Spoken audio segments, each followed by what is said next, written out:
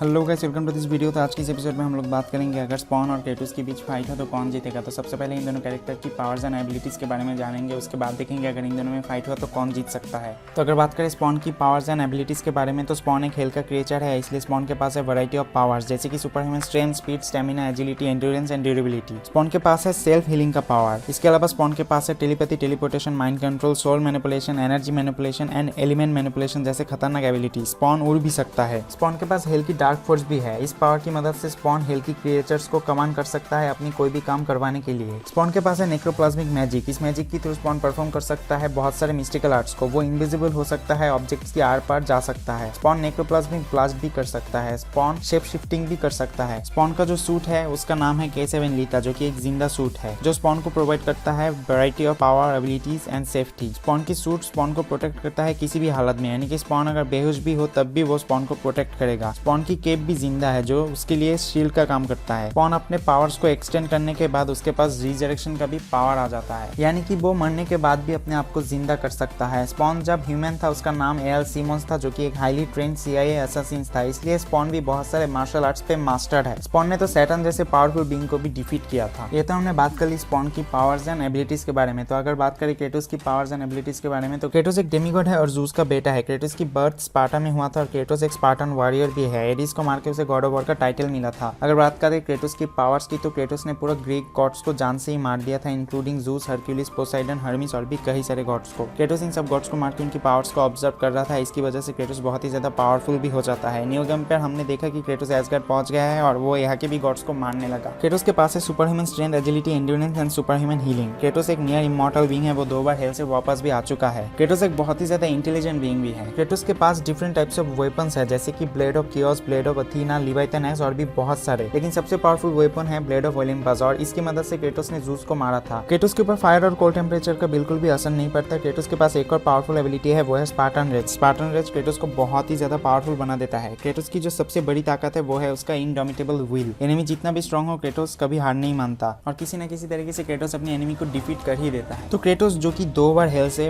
वापस आ चुका है और स्पॉन जो कि एक हेल का क्रिएचर है, तो इन दोनों में फाइट होगा तो कौन किसके ऊपर ज्यादा भारी पड़ेगा। तो क्रेटोस एक डेमीगॉड है जो कैरी करता है वैरायटी ऑफ वेपन्स। इस फाइट में क्रेटोस अपनी वेपन्स के बिना बिल्कुल भी लड़ नहीं सकता, क्योंकि स्पॉन एक बहुत ही ज्यादा पावरफुल बीइंग है। क्रेटोस स्पॉन के खिलाफ अपने बहुत सारे वेपन्स को यूज कर सकता है और क्रेटोस की वेपन बहुत ही ज्यादा पावरफुल है। क्रेटोस की वेपन्स क्रेटोस को मैजिकल पावर्स भी प्रोवाइड करता है, लेकिन वो डॉक्टर स्ट्रेंज या फिर डॉक्टर फेट जैसे बड़े बड़े मिस्टिकल आर्ट्स को परफॉर्म नहीं कर सकता। क्रेटोस के पास है अम्यूलेट ऑफ यूरोबोरास। इस वेपन को यूज करके क्रेटोस अलग अलग तरीके से टाइम को मैनिपुलेट कर सकता है। आइकेरस की पंख को यूज करके क्रेटोस उड़ भी सकता है। क्रेटोस गोल्डन फ्लीस को यूज करके एक हद तक एनर्जी को ऑब्जर्व करके उसे प्रोजेक्शन भी कर सकता है। वो इस वेपन को यूज करके अटैक्स को भी डिफ्लेक्ट कर सकता है। क्रेटोस के पास है क्लॉस ऑफ हेड्स, जो कि क्रेटोस को प्रोवाइड करता है सोल मैनिपुलेशन की पावर। आइस ऑफ ट्रूथ, जो कि क्रेटोस को प्रोवाइड करता है मैजिकल रिविलेशन की पावर, यानी कि आइस ऑफ ट्रूथ के जरिए क्रेटोस डिस्पेल कर सकता है illusion, magical barriers and dark magic को, लेकिन एक हद तक। क्रेटोस के पास है ब्लेड ऑफ ओलिम्पस, जिससे वो डिवाइन एनर्जी मैनिपुलेट करके पावरफुल ब्लास्ट भी कर सकता है। ब्लेड ऑफ ओलिम्पस एक ऐसा वेपन है जो कि स्पॉन को प्योरली हार्म कर सकता है, क्योंकि ब्लेड ऑफ ओलिम्पस एक हेवनली वेपन है। अभी अगर स्पॉन की बात करें तो स्पॉन एक बहुत ही ज्यादा पावरफुल बीइंग है। वो कैरी करता है वैरायटी ऑफ पावर्स और वो परफॉर्म कर सकता है बहुत ही ज्यादा पावरफुल मिस्टिकल आर्ट्स को नेक्रोप्लाज्मिक मैजिक की थ्रू। स्पॉन के पास कई सारे एबिलिटीज है। वो सॉलिड ऑब्जेक्ट्स की आर पार जा सकता है, अपने आप को टेलीपोर्ट कर सकता है, उड़ सकता है। उसके पास और भी कई सारे पावरफुल एबिलिटी है, जिसमें आता है flame breathing, soul manipulation, time manipulation, reality warping को लेकर और भी कई सारे। दोनों कैरेक्टर ही बहुत ही ज्यादा ड्यूरेबल है। दोनों ही tremendous amount of blows and powerful energy blast को झेल सकता है। दोनों की स्ट्रेंथ की फीट्स कमाल का है। तो यहाँ पर स्पॉन के पास थोड़ा एडवांटेज ज्यादा है। वो पावरफुल मिस्टिकल आर्ट्स को परफॉर्म कर सकता है, नेक्रोप्लाज्मिक ब्लास्ट भी कर सकता है। उसका सिम्बियोटिक सूट भी उसे वैरायटी ऑफ पावर्स के साथ साथ प्रोटेक्शन भी प्रोवाइड करता है। क्रेटोस के पास है indomitable will power. Kratos mentally बहुत ही ज्यादा स्ट्रांग होने के साथ साथ एक्सट्रीमली इंटेलिजेंट भी है। क्रेटोस अपने दिमाग का यूज करके किसी तरह अगर स्पॉन की सर धड़ से अलग भी कर दे तो फिर भी स्पॉन अपने आप को रिजरेक्ट कर सकता है। तो मैं अगर मेरा ओपिनियन दूं तो यहाँ पर स्पॉन की जीतने का चांसेस ज्यादा है। तो ये तो सिर्फ मेरा ओपिनियन। आप लोग अपना ओपिनियन कमेंट सेक्शन में जरूर बताइए और थैंक्स फॉर वॉचिंग।